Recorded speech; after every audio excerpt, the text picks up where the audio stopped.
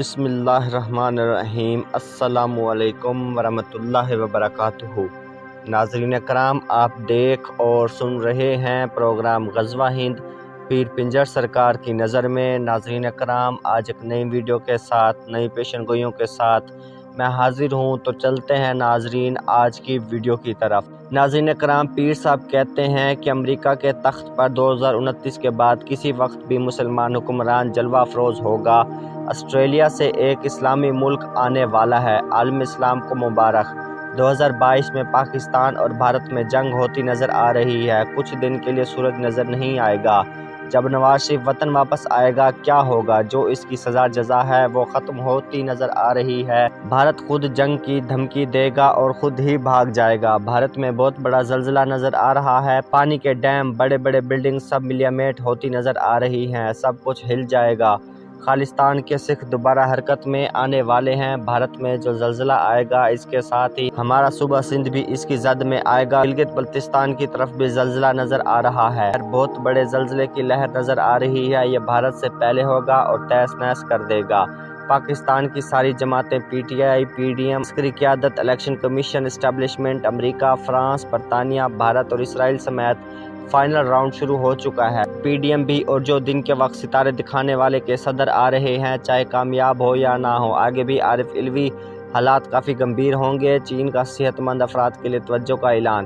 Putin کو cancer ہے، یہ کینسر سے نہیں مرے گا، لیکن اس کے ساتھ اندرا گاندھی والا کام ہوگا۔ یہاں بھی عمران خان کے قتل کی باتیں چل رہی ہیں۔ تم سن لو، موت اور زندگی اللہ کے ہاتھ میں ہے۔ اب عمران خان نے بہت بڑے بڑے کام کرنے ہیں۔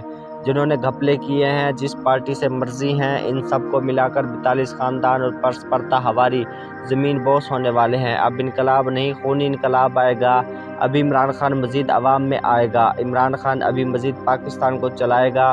پاکستان اوپر جائے گا۔ پاکستان کو اوپر لے کر جانے والے لوگ بہت بہادر ہوں گے، ایماندار ہوں گے، جگر والے ہوں گے، پاک صاف ہوں گے۔ لیکن یہ بلاول جو وزیر خارجہ بنا ہوا ہے، اس کی ٹانکیں تو کانپتی ہیں۔ یہ بھٹو بننے کے چکروں میں ہے۔ بھٹو کے اندر تو جنون تھا، وہ لیڈر تھا۔ تم تو بزدل ہو، تمہارا کام نہیں ہے بھٹو جیسا بننا۔ یہ معاملات اب نہیں چلیں گے۔ اب کپتان کا امریکہ، اسرائیل، بھارت، فرانس اور پی ڈی ایم کے ساتھ فائنل راؤنڈ شروع ہے۔ اب غلط فہمی میں مت رہو۔ ان کے دوست پاکستان میں حکومت کر رہے ہیں۔ یہ جو مرضی کر لیں گے، تم کچھ بھی نہیں کر سکتے، ایک چیز بھی نہیں ہلا سکتے۔ طالبان کی بھارت اور مقبوضہ کشمیر کی طرف پیش قدمی شروع۔ طالبان کی حکومت کو پاکستان، ایران، چین، ترکی تسلیم کریں گے۔ یہ جتنے مرضی سی پیک بند کروا لیں، یہ امریکہ منہ کی کھائے گا۔ امریکہ کو کچھ بھی نہیں ملے گا۔ شہباز شریف کی حکومت کے پریشر کے باوجود پاکستانی کو گرفتار کرنے کی خبر جعلی نکلی۔ شہباز شریف حکومت کو بڑا جھٹکا۔ پاکستان ایئر فورس میں ڈیفنس سسٹم لینے جا رہے ہیں۔ بھارتی طیاروں کو روکنے کا نیا سسٹم آ رہا ہے۔ بھارتیوں کے ہاتھ کچھ بھی نہیں آئے گا۔ تمہیں 313 کالے طیارے تباہ کر دیں گے۔ تمہیں نکیل لگنے والی ہے، مودی کو جکڑا جائے گا۔ تمہیں پاکستان کے وی این کا پتہ نہیں ہے۔ پاکستان کے پائلٹس بہت ماہر ہیں۔ پائلٹ جہاں دل کرے نشانہ لگا سکتا ہے۔ تم ایک سسٹم کیا درجن سسٹم لے آؤ، تم پاکستان کا مقابلہ نہیں کر سکتے۔ روس میں کئی چرچ مسجدوں میں تبدیل ہو گئے ہیں۔ کئی شاندار مسجدیں بن چکی ہیں۔ پیوٹن اسلام قبول کر لے گا۔ اسلام آباد 2038 میں عالم اسلام کا ہیڈ کوارٹر ہوگا۔ اللہ کا بہت بہت شکریہ، اللہ نے پیر صاحب کی لاج رکھ لی۔ پیر صاحب نے کہا تھا جنرل باجوہ کو 3 سال کی ایکسٹینشن ملے گی۔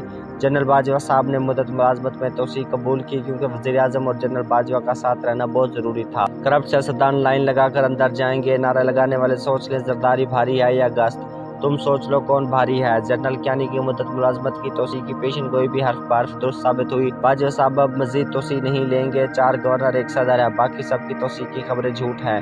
اب وہ وقت آنے والا ہے جو ملک کا آرمی چیف ہے وہ ساتھ 3 سال کے لیے صدر بھی ہوگا۔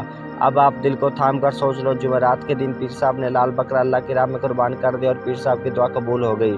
اب صدارتی نظام بھی آئے گا، ساتھ ڈنڈا بھی آئے گا۔ مراد سعید اور علی چوہان دونوں بری امام پاک کی دربار پر حاضری دینے پہنچ گئے۔ بھارتی وزیروں کی پاکستان کو دھمکیاں، پاک فوج کو الرٹ رہنے کا حکم۔ کیا بھارت واقعی آزاد کشمیر پر حملہ کرنے والا ہے؟ بھارت تیاری میں ہے۔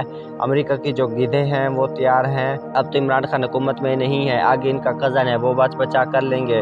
تمہیں ماڈل ٹاؤن کا کیس یاد نہیں ہے؟ کیا بھارتی تیار ہیں؟ کیا دشمن پاکستان میں سیاسی اختلافات کا فائدہ اٹھا سکتے ہیں؟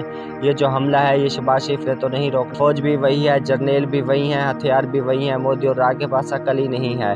कप्तान अब सिला बन चुका है, सब कुछ भाग कर ले जाए। इमरान खान को दबंग लीडर बना दिया गया है। ग्रेट गेम शुरू, खान के मुखालिफ फंस गए।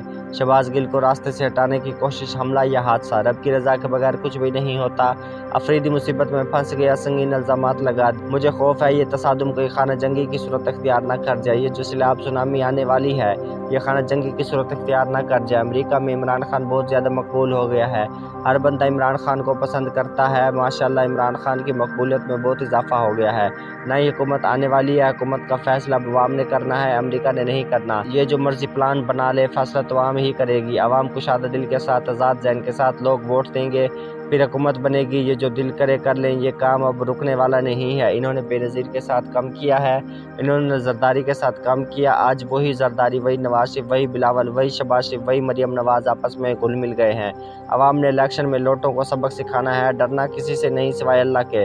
अब तो महंगाई इमरान खान की महंगाई से डबल हो गई है। ये तो महंगाई मार्च कर रहे थे, हर चीज़ अब आसमान को छू रही। गोश्त तो ना पूछो, अवाम की पहुंच से दूर हो गया है। लोग दाल पानी खाकर गुजारा कर रहे हैं। पेट्रोल की कीमतों में इजाफे की यकीन दहानी हो चुकी है। अब शहबाज शरीफ गैर मुल्की सरमायाकारों को सहूलतें दे रहा है।